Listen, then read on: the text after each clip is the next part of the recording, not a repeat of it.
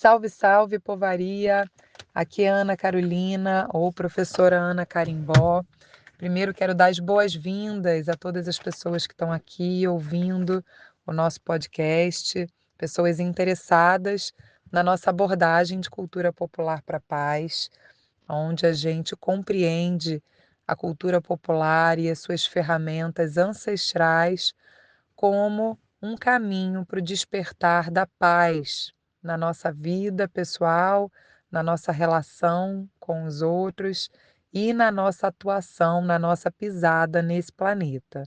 E hoje a gente traz como reflexão a pergunta: qual é o papel da roda? A gente sabe que na cultura popular muitas manifestações têm a roda como esse espaço central onde tudo acontece, onde o ritual é transmitido de geração a geração e onde esses saberes ancestrais são preservados ao longo do tempo. Então a gente vai ter uma primeira parte onde eu vou deixar com o mestre Feinho essa pergunta e vocês vão poder ouvir um pouco das reflexões que não tem como proposta encerrar o assunto. Esse é um assunto profundo, onde a gente vai dar aqui esse pontapé e depois da fala do mestre Feinho eu vou comentar e complementar com outras reflexões. Então, mestre Feinho, com você, qual é o papel da roda? Qual é o papel da roda? De capoeira, samba, coco, jongo. Qual é o papel da roda? Para começar, dizemos que o papel da roda transcende o papel.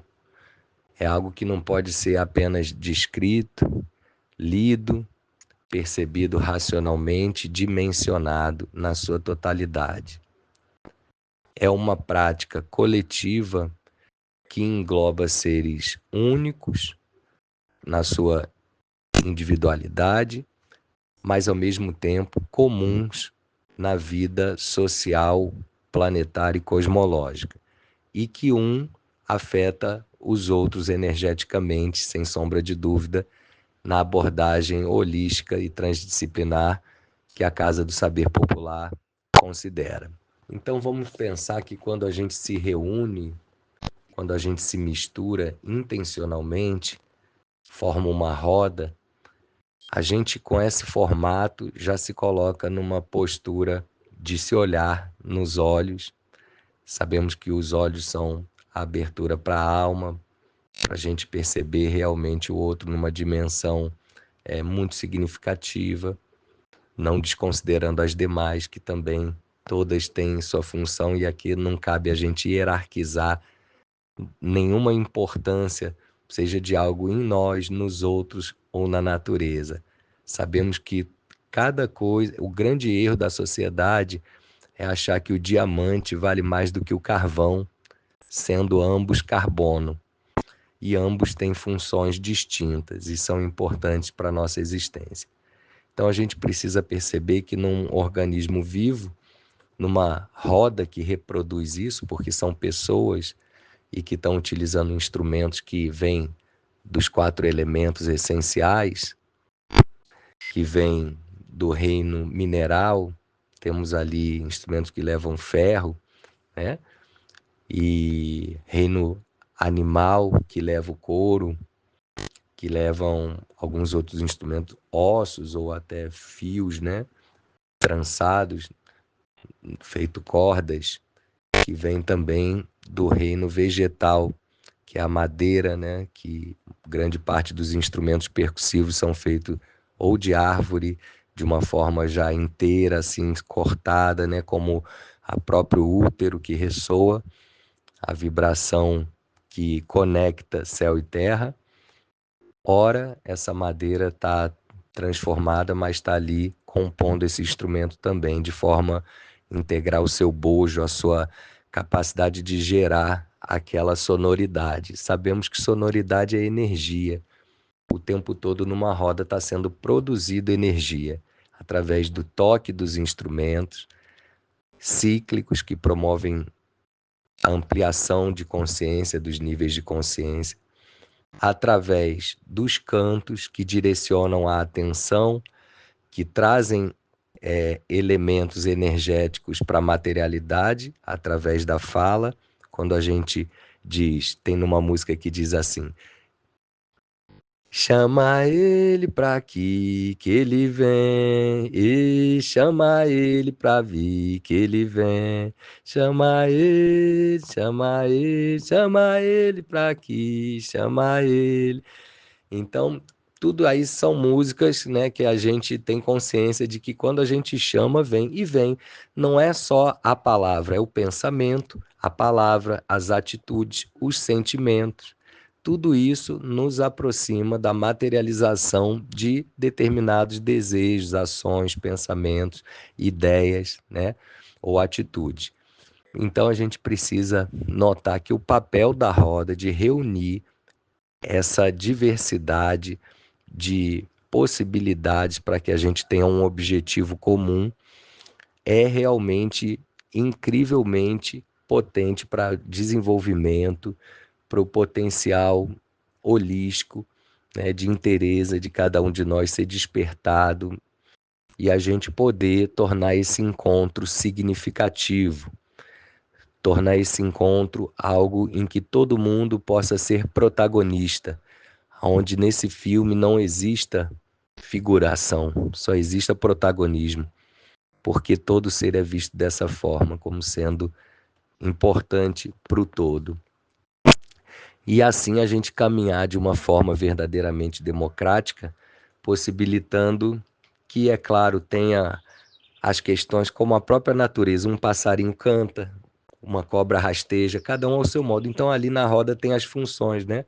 Tem um mais experiente que consegue olhar e maestrar aquilo ali, conduzir. Isso não é o título que dá, isso é a naturalidade. Às vezes a gente conceitua que é o mais velho, mas essa perspectiva racionalista nos engana às vezes. Às vezes tem pessoas que podem levar uma vida na cultura e não ter isso, e podem ter outras muito jovens e que já venham com isso. É incrível o quanto a cultura ela possibilita com que a gente veja a fragilidade da racionalidade do paradigma newtoniano cartesiano, né? Cartesiano ali nesse sentido cronológico das coisas. Então a cultura ela transcende isso. Então uma roda, qual é o papel da roda? É ensinar a vida de uma forma que não é transmitida, que é assim, não é transmitida de um para outro como um pacote onde o outro é vazio. Ao contrário, é algo que a gente vai construir juntos, aprendendo juntos, enriquecendo cada um de nós juntos, cada um na sua medida, sem poder se comparar, mas ao mesmo tempo percebendo que a gente tem um propósito comum maior, que são os valores universais que nunca caem abaixo em qualquer cultura que seja. Se você pega esses valores que estão associados à grande verdade, esses são os valores legítimos para a evolução do ser humano, né? Que é a própria verdade, a beleza, né? O amor, paciência, a escuta. Não tem ninguém que vai dizer que não é importante humildade, né? A vontade de uma resolução pacífica. Ninguém, esses valores são muito difíceis de serem combatidos assim numa argumentação coerente, né? Então é importante que a gente perceba que se reunir para quê? Para fazer cultura, para fazer um modo de ser e de estar numa determinada localidade. Qual é o ideal de ser e estar e conviver? É a gente fazer isso de que maneira? Harmônica ou desarmônica? Com comunhão entre nós, entre todos os seres vivos e entre todos os seres também que a gente não percebe na materialidade, mas sabe que sustentam a todos nós, ou levando uma vida medíocre, sem significado, dando tropeço e não entendendo e achando que é assim mesmo, mas é porque não consegue olhar mais à frente, não consegue perceber a luz que vem para todos nós. E que se manifesta não só em ato de alegria, se manifesta na vida como um todo. Inclusive, os maiores ensinamentos são nos apertos, né? Então a gente percebe que aí esse povo que viveu essa cultura, que conseguiu passar por uma dificuldade com sabedoria, trazendo poesia, união, acolhimento, conexão com o sagrado, por cima do medo, coragem, né? Confiança. Então a gente vai ver que esses valores da segurança, do prazer, do poder, do empoderamento, de se sentir alguém escutado, visto, alguém que pode se colocar, que não só vota como mais um e não sabe verdadeiramente o quanto você tem fios que estão ajudando na transformação do planeta que você vive, sabendo que a gente tem milhões de seres que também não se envaidecendo achando que nós que vamos mudar sozinhos, só vamos mudar coletivamente uma realidade. E então a roda nos traz todo esse ensinamento que transcende uma possibilidade dada apenas numa sala de aula, numa reunião às vezes familiar.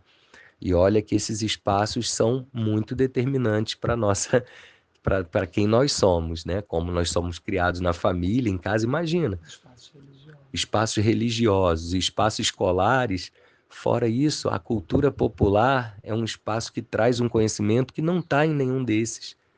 Ela reflete sobre a religião, ela reflete sobre a conexão, a familiaridade, a amizade, a conexão ali daquele grupo, daquela pertença, daquele segmento cultural, daquela raiz. São pessoas que preservam uma ideia, estão muito mais familiarizados do que quem só preserva um sangue, achando que é distinto do sangue do outro. Isso é fantasia da separatividade. Não é à toa que a gente doa sangue para alguém que não é, tem o mesmo tipo. E até pessoas que têm tipos diferentes não é ruim, não é bom. Porque vê que quando misturam também dá sangue bom, nascendo um novo filho. Então, não é isso o impeditivo, nós estamos todos conectados. A fantasia da separatividade é algo que fica fácil da gente explicar de uma forma mais profunda, que não é só explicar racionalmente, é sentir, trazer a pessoa a compreender isso de uma forma que desperta forças lá do inconsciente coletivo, que desperta forças dessa vibração que a gente precisa, ancestral, muito ancestral, e que talvez não tenha fim, e que está em nós que estamos aqui de pé. Acredito que no mínimo em nós que estamos de pé, não sei depois o corpo quando cai e o espírito caminha, mas se não tiver tão apegado a essa matéria, porque pode até ficar muito preso a ela, por identificar-se tanto com a matéria, né? Pode não aceitar, pode ter uma compreensão e até mesmo ter uma complicação. Se você tem que ir daqui do Rio de Janeiro para a Bahia e você não aceita que você tem que sair da fronteira do Rio, como vai sair do Rio se você ama o Rio? Pô, mas a Bahia está te esperando. É a raiz do que você está fazendo. Vai lá, é Pernambuco, é onde for. Entendeu? Eu estou falando em sentidos materiais, mas como se fossem territórios que limitam a matéria e a espiritualidade. E assim como a ilusão na matéria existe, essa ilusão entre essa fronteira material e espiritual também existe. Isso também é fantasia da separatividade. Achar que uma conversa da sutileza, que aí você pode usar termos diferentes, porque quando escaneiam, fazem ultrassonografia, todos esses exames, vários deles, quando se faz acupuntura comprovada, não está mexendo com estruturas materiais, está mexendo com fluxo energético. Então, hoje em dia não dá para achar que isso é crendice. Dá para achar que isso tem muitas escolas que ensinam isso. Pode ser acupuntura, pode ser reiki, pode ser aquela igreja que bota assim, messiânica, jorei, né? Pode ser um passe da Umbanda, pode ser muitas coisas, né? E as tradições, né? Um banho do candomblé com uma raiz forte, um ebó, e tantos trabalhos e tanta coisa para mobilizar essa energia.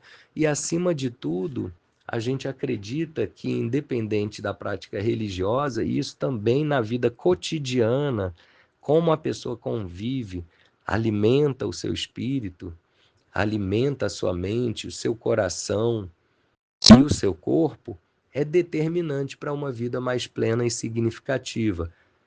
Acho que esse é um bom objetivo de se reunir em roda e se pensar o papel, e não só o papel e a caneta, mas aí usando, né, a questão dos seres humanos, integrado aos seres viventes no planeta, integrado aos seres espirituais, que a gente, quando cultiva, se arrepia, percebe, quando a gente convoca o mistério. Até o meu mestre, nosso mestre Pierre Vai, o francês, dizia o quanto era importante escutar o mistério, o quanto ele se manifestava através de sincronicidades.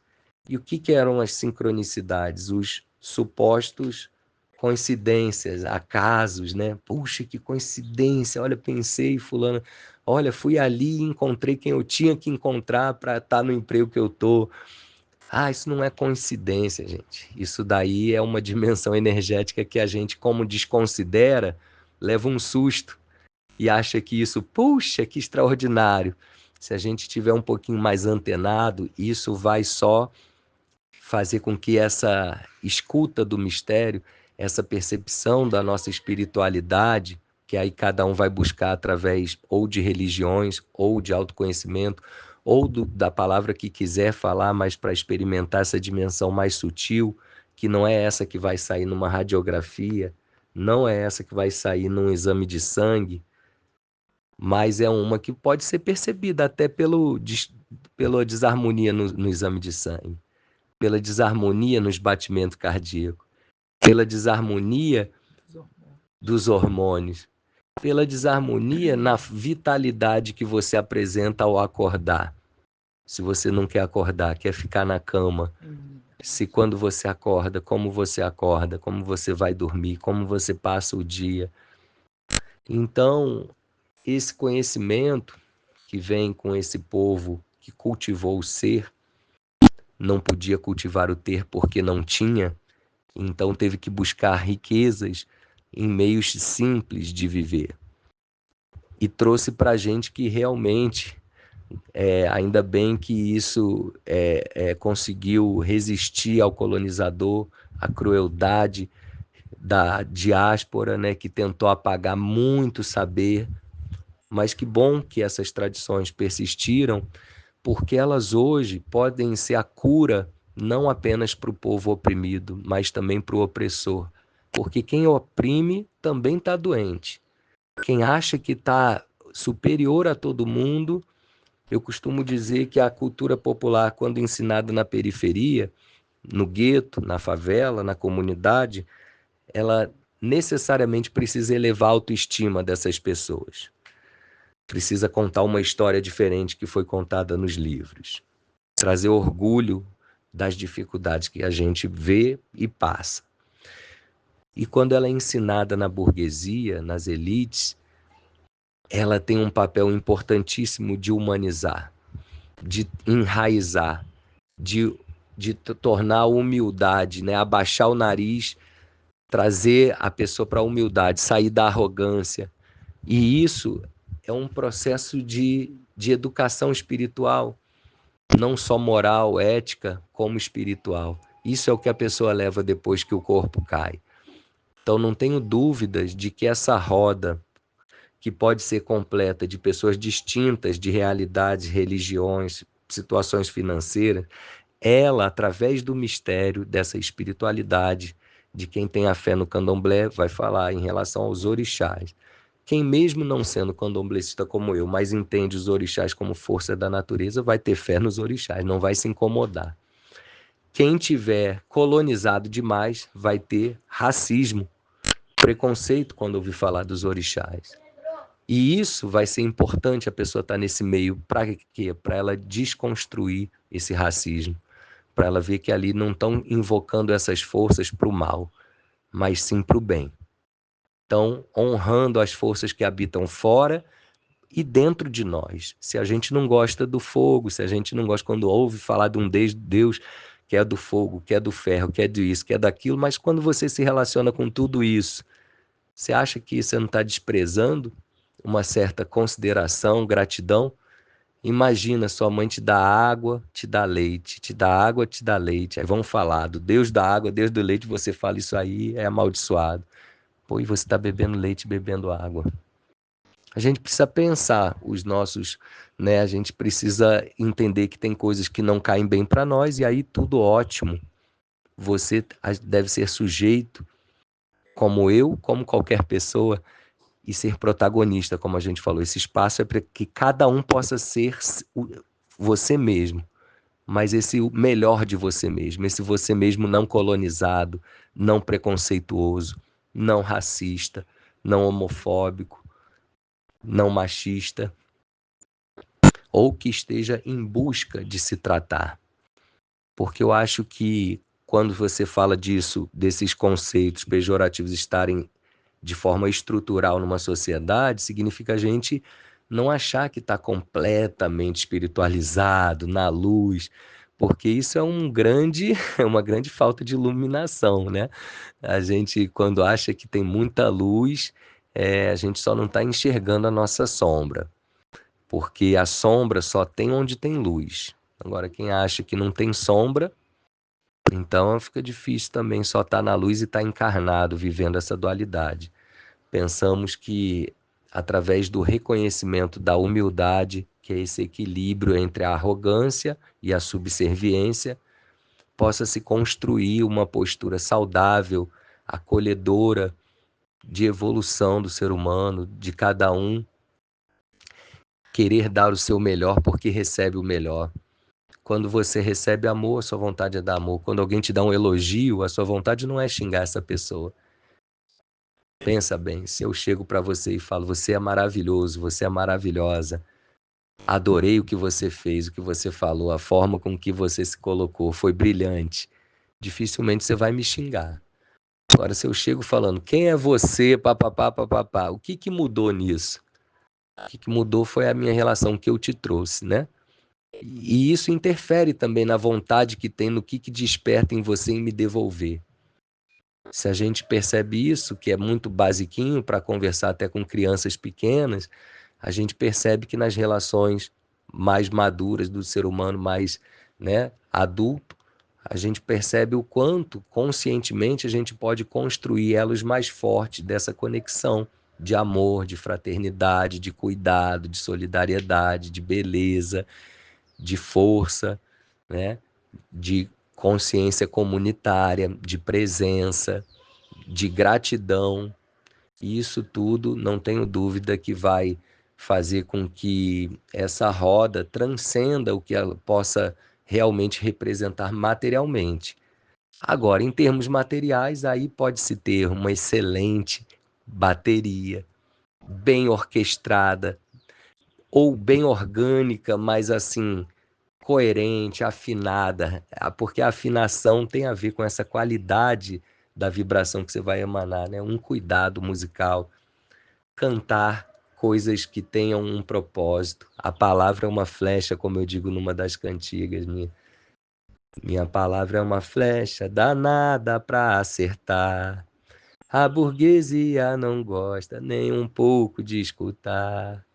Minha arma não é revólver, é a cultura popular.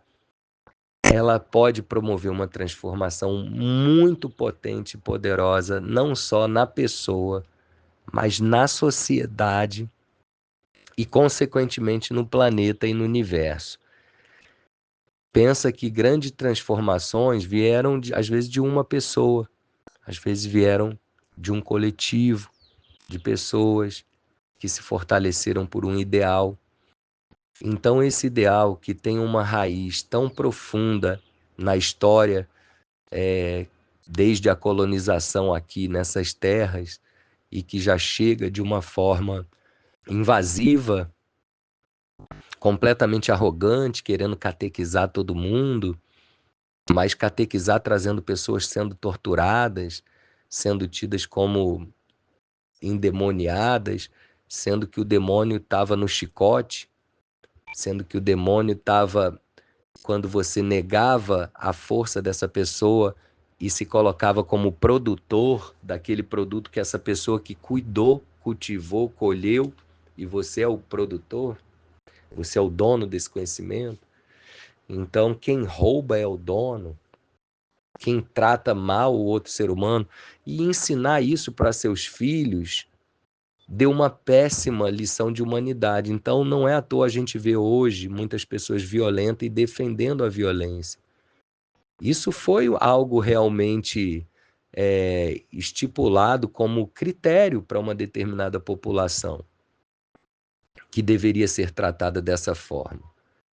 A mulher deveria ser tratada de uma forma, a criança deveria ser tratada de uma forma. Só que esses conceitos vêm se modificando radicalmente ao ponto que existam liberdade para refletir de uma forma saudável qual verdadeiramente é o papel de cada um em qualquer situação na vida e de cada vida, e seja ela, imagina a gente dizer que é importante a semente, ou o importante é a raiz. Não, o importante é o brotinho. Não, o importante mesmo é a árvore. Não, que nada. O importante é o fruto. Enquanto tudo isso faz parte de um mesmo sistema. O importante é a avó, é a mãe, é a menina, é a criança, é o neném, é o embrião, é o ato sexual, antes dele é a paquerinha, é a amizade, é você se conhecer antes de conhecer o outro. Olha só como tem dimensões, camadas, né, nos níveis de relação conosco mesmo, com o outro, com a vida. É quando se atinge a maturidade, é quando se vai, aí que sabe se é a verdade mesmo. Olha só quanto mistério, quanto a vida nos convoca a vê-la em qualquer que seja essa instância cronológica, mas com um mistério ali, com um encantamento, com uma possibilidade. Então é isso que esse encontro que pretende reunir a gente como uma família, sem distinção de idade, de sexo, de cor, de dinheiro, situação política, financeira, crenças, com um propósito realmente que seja esse, né, da visão dos valores universais, certamente vai ser uma roda de cura. E o papel dela aqui para a Casa do Saber Popular, para nós, aqui eu estou falando enquanto mestre Feinva, a professora Ana vai complementar essa abordagem, esse texto, essa visão, com a visão dela, que certamente vai trazer novos pontos, porque eu acho que se eu refletir o que eu falei, eu vou pensar milhões de coisas a mais, como vocês que estão escutando esse áudio vão pensar dessa forma, devem estar assim, poxa, mas disso desperta aquilo, aquilo outro. Esses enraizamentos é que nos ajudam a compreender o que é uma visão holística. E eles são fundamentais. E eles são um caminho muito bonito para que a gente veja que a visão do outro, sendo diversa, ela contribui. Parece que é num sentido contrário, mas sabia que o nosso sangue também ele vai num sentido e depois ele volta? E imagina se a gente pensasse, você já veio daqui, sai, você tem que seguir, só seguir. Às vezes a gente precisa voltar um pouquinho. Só que aí ele volta e é bombeado novamente. E isso já é uma nova vida, é um novo ciclo. A gente inspira, a gente expira. A gente inspira de novo, só que é outra inspiração. Cada passo é um. Hoje, esse texto que você leu está te tocando num aspecto. Se você ler, provavelmente daqui a 1 ano, 2 anos, vai te tocar em outros aspectos, porque o seu momento você já é outro, já está modificado.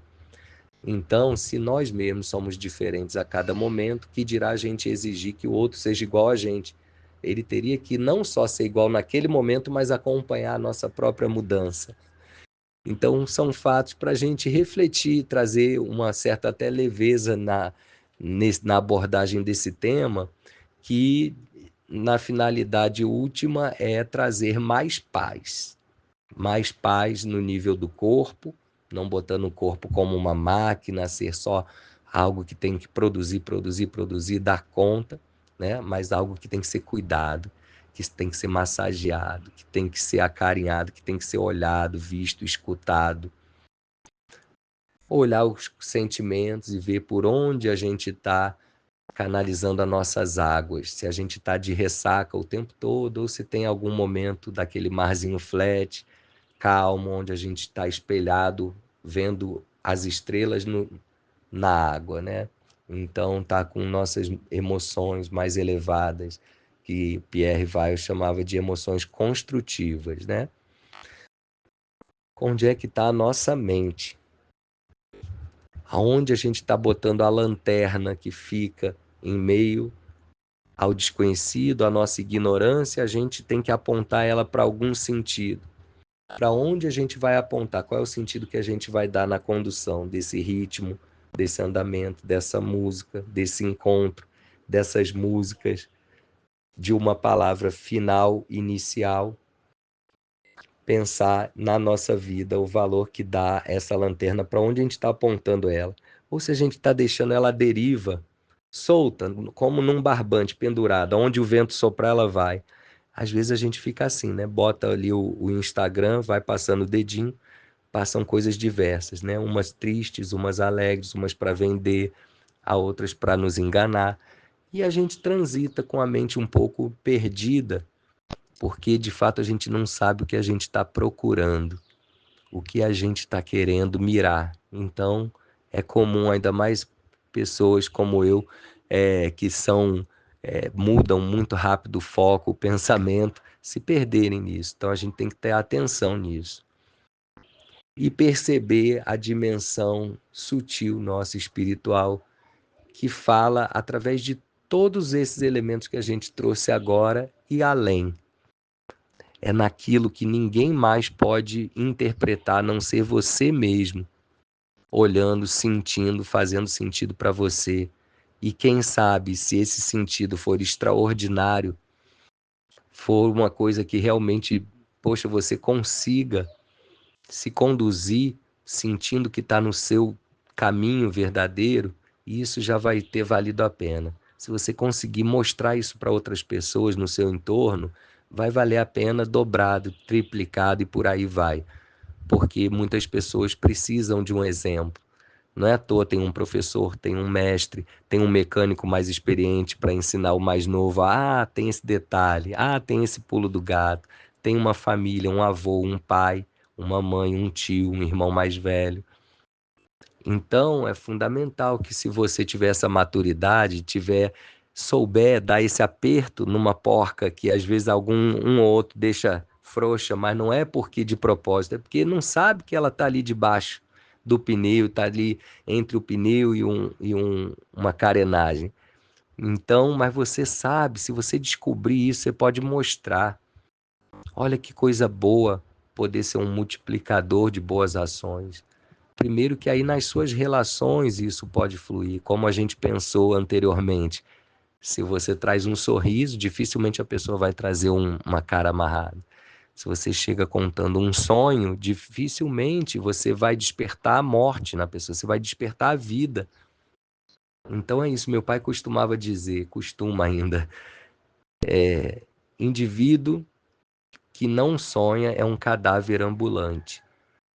Então, firmem-se no seu sonho, no seu propósito, na sua missão, descubra quem você é e siga essa jornada extraordinária que certamente você sendo protagonista da sua vida e tornando todos protagonistas, vai ser um filme muito interessante de ser assistido, né, por quem quer que esteja acompanhando isso de outro ponto de vista, de outro olhar, de outro lugar. Muito axé. Pois é, pessoal, a reflexão é profunda. Agradecemos ao mestre Feinho por essas contribuições, pela colaboração, para nos ajudar a despertar para aspectos tão importantes e sutis sobre a importância da roda, a função da roda. E eu destaquei aqui alguns pontos que eu gostaria de refletir, aprofundar e ampliar a partir da fala do mestre Feinho. O primeiro ponto que eu quero destacar e aprofundar aqui nessa reflexão é quando o mestre Feinho diz que a roda transcende o próprio papel em si, né? E trazendo à luz o que significa essa transcendência, Eu queria lembrar que quando a gente fala em transcender e a gente fala em transdisciplinar, a gente está falando de uma perspectiva holística. Isso significa que a gente considera todas as dimensões que estão envolvidas. E quando a gente engloba todas as dimensões, a gente engloba o mistério, a dimensão sutil, a dimensão da subjetividade, do inconsciente, da intuição. E isso por si só não é possível de se definir. Então, por isso que o mestre Feinho traz a impossibilidade, de definir o que é o papel da roda, ainda que a gente faça mergulhos profundos que nos ajudem a entender essa função. Quanto mais a gente entende, mais a gente pode usufruir desses benefícios, desse olhar mais profundo e mais complexo sobre o fazer na cultura popular. Um outro aspecto que eu queria aprofundar é quando o mestre Feinho fala sobre a possibilidade na roda de todos serem protagonistas.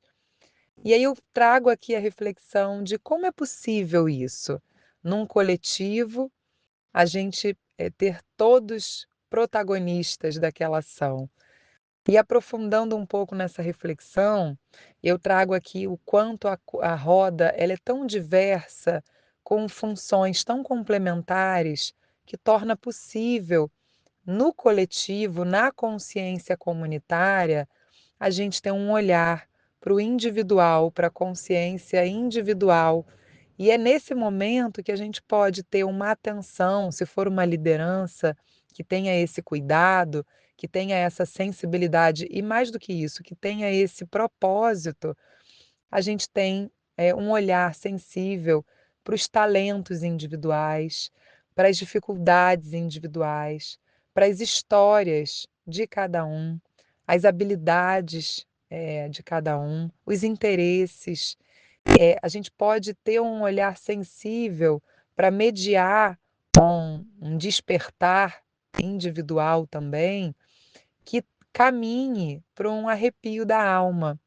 Então, uma liderança que considere esses aspectos como importantes, é na roda que essas personalidades vão se mostrando e que uma liderança cuidadosa pode ir conduzindo os participantes a darem o melhor de si, a superarem os seus desafios, construindo uma participação onde, de fato, o melhor de cada um venha à tona, fique claro. E aí sim, a gente vai estar possibilitando que no coletivo todos sejam protagonistas. Um terceiro ponto que eu gostaria aqui de destacar na fala do mestre Feinho é quando ele fala sobre as coincidências. Aqui no nosso projeto de cultura popular para a paz, a gente também tem a referência do Dr. Pierre Weil, que falava das sincronicidades. E nada mais é a gente entender que nós estamos conectados o tempo todo com o nosso verdadeiro ser, com o nosso eu maior. Então, essa sincronicidade, ou as coincidências, o acaso, na verdade, é o universo se comunicando com a gente. É esse mistério se manifestando concretamente na nossa vida. E isso acontece na roda também. Então, se a gente tem, novamente, uma liderança atenta a esses aspectos mais sutis da subjetividade, essas confirmações elas vão aparecer, elas vão se dando. E se elas forem percebidas, elas podem ser bem utilizadas através de cantos, através de movimentos, expressões, através de ritmos, através do encontro entre pessoas. Então, entender que essas coincidências, que esses acasos na roda podem ser bem aproveitados, bem interpretados e que podem nos conduzir a experiências mais profundas e mais plenas de significado, eu considero que é uma reflexão muito importante que a gente precisa fazer.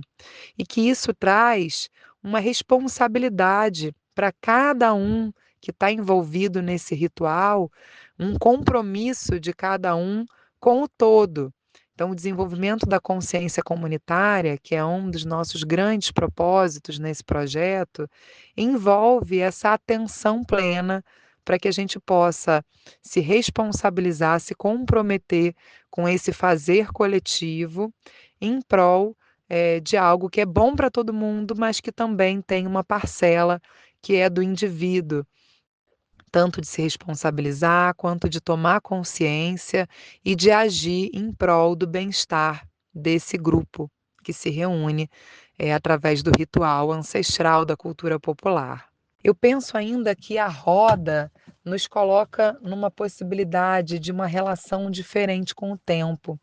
Diferente dessa esteira da vida produtivista que coloca a gente num automatismo e numa relação com o tempo pautada na produtividade, em dar conta das demandas materiais do dia a dia, a roda, como lugar do encontro, da arte, de outras linguagens que nem sempre habitam a nossa sociedade e o nosso dia a dia, a roda traz essa possibilidade de você viver com presença e com plenitude um momento recheado de transformação, recheado de interação, aonde a brincadeira passa a ter um valor que no dia a dia é deixado para as crianças e os adultos deixaram de brincar, né.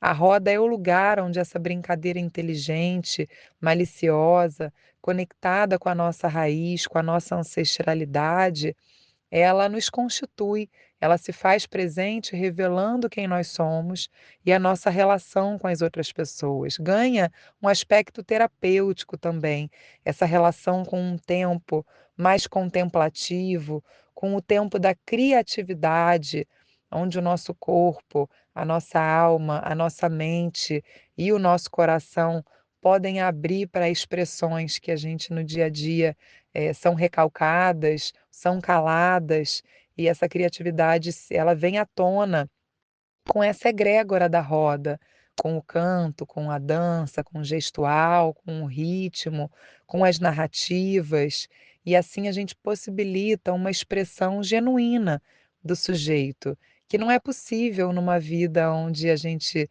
passa correndo. Só é possível esse despertar num tempo de contemplação, no tempo do encontro, no tempo da experiência, né, e da interação. Então, eu acho que a roda traz, além dessa relação com o tempo, uma possibilidade da gente compreender os ciclos.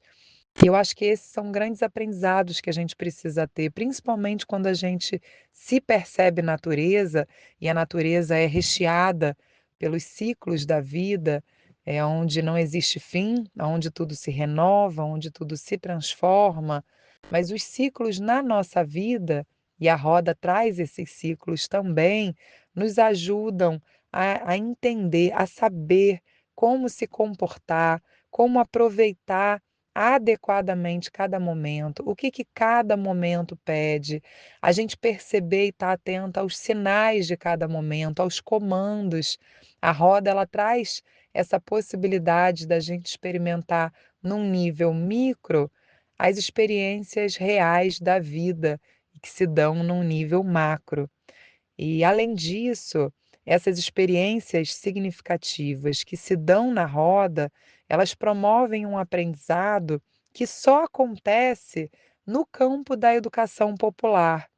Ainda que a gente leve para espaços formais, instituições, eventos, sistematizados a cultura popular, é na roda, nos seus espaços tradicionais, nos terreiros, nos quilombos, nas praças, na rua, nos espaços culturais, aonde essa brincadeira se dá na sua essência, na sua legitimidade, é ali que estão guardados os saberes de outras gerações, né, essas histórias, essas narrativas, esses símbolos, os códigos, isso que vem da tradição oral, aonde sempre se aprendeu de oitiva, onde se aprendia de geração para geração, esses saberes ancestrais, eles não estão nos espaços formais de educação, eles não estão na escola, ainda que sejam levados para a escola.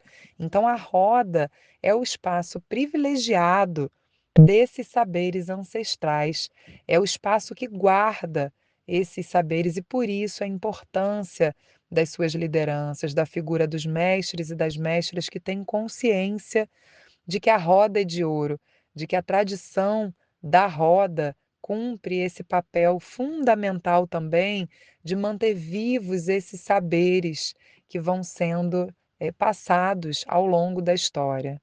Então, quando nós temos, lideranças, mestres e mestras que têm a consciência, da importância de se conduzir um trabalho com um propósito evolutivo, aonde as rodas culturais, independente da manifestação, que a gente estiver abordando, cumpram esse olhar mais profundo sobre o ser humano, sobre a coletividade e sobre o nosso planeta, a gente não tem dúvida de que a roda pode cumprir um papel terapêutico, um papel de transformação, onde as pessoas saiam se sentindo melhor, onde elas possam curar dores de diversas ordens e que possa ser aquela grande bateria, aonde a egrégora da roda traz vitalidade para todos aqueles envolvidos, para quem comanda e para quem participa, independente do nível de experiência dessa pessoa. Então, são muitas as reflexões que podem ser feitas, e quanto mais profundo, mais consciente esse processo. E a gente vai encerrando aqui hoje esse papo sem dar um fim, um ponto final, convidando vocês a infinirem com a gente. Comentem, reflitam, compartilhem qual é o papel da roda. Axé.